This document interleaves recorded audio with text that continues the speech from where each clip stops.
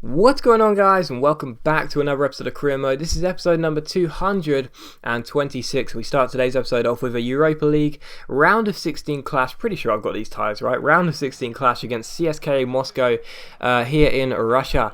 And it was going to be a difficult game because Moscow, I do know, have a good side in the squad. I didn't know much about Bordeaux, but I know Moscow have a good squad on the game. I think I just said that wrong the first time. Anyway, I know Moscow have got a good side anyway, and it was such a difficult game, man. It really was. The woodwork was getting smashed at each ends, every single attack. It was such a great game, and with a few minutes to go, Diaz comes through here and ends up hitting the bar. So Moscow hit the bar on the post, we hit the bar. It was a really, really good game, and I cannot believe it ended up finishing 0-0. So a really good game, really good tie.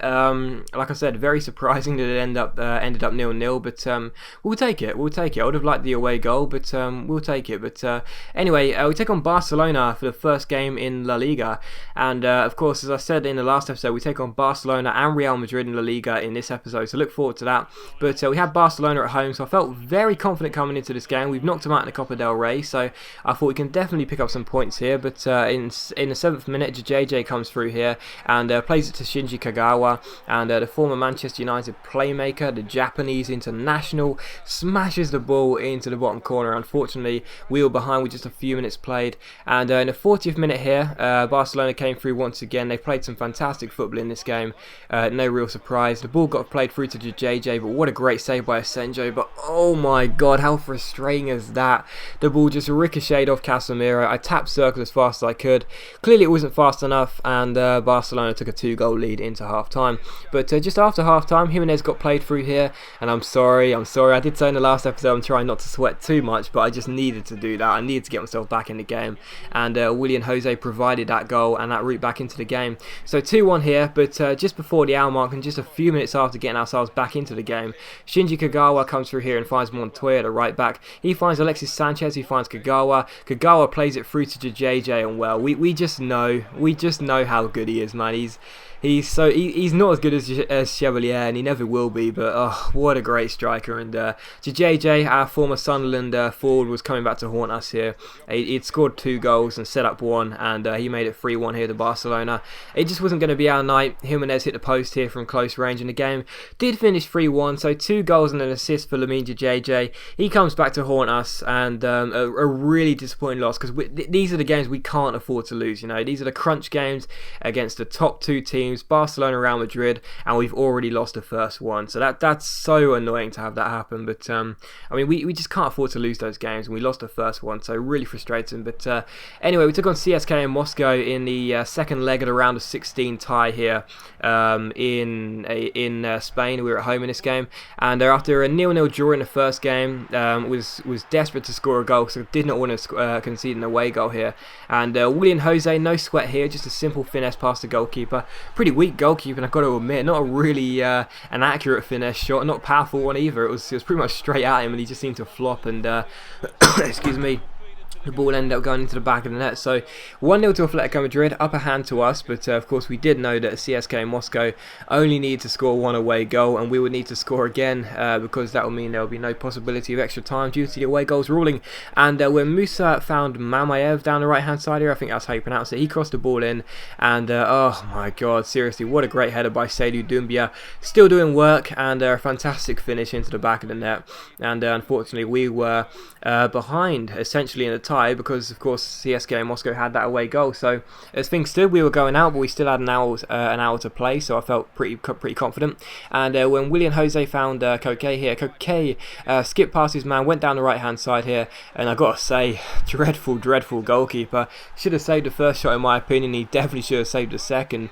I mean, that was just, I don't know how that ball went in, but it did, and that made it 2-1. But in the 57th minute, once again CSKA Moscow came through here, and again we are theoretically behind in the tie because CSKA Moscow were going to go through on away goals.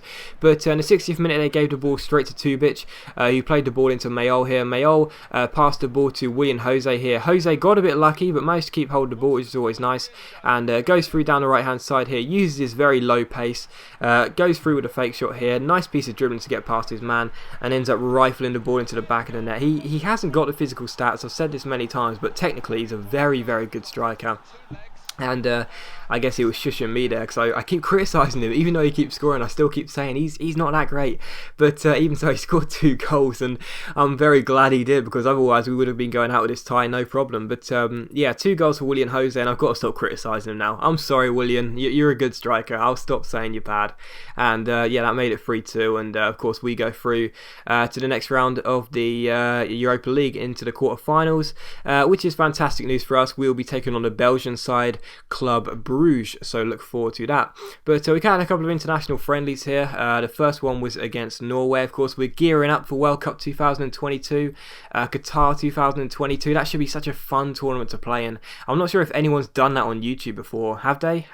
If they have, comment below and tell me, because that'll be interesting. But even so, I'm really excited to play in it, and I'm really excited to show you guys what happens. I say that like I've already played in it. I haven't, but it should be really exciting regardless, and I'm looking forward to it, I really am. But we take on Real Madrid here for the following game. So after playing Barcelona in La Liga and losing, we had to bounce back against Real Madrid at the Bernabeu. So it was going to be difficult for us, really.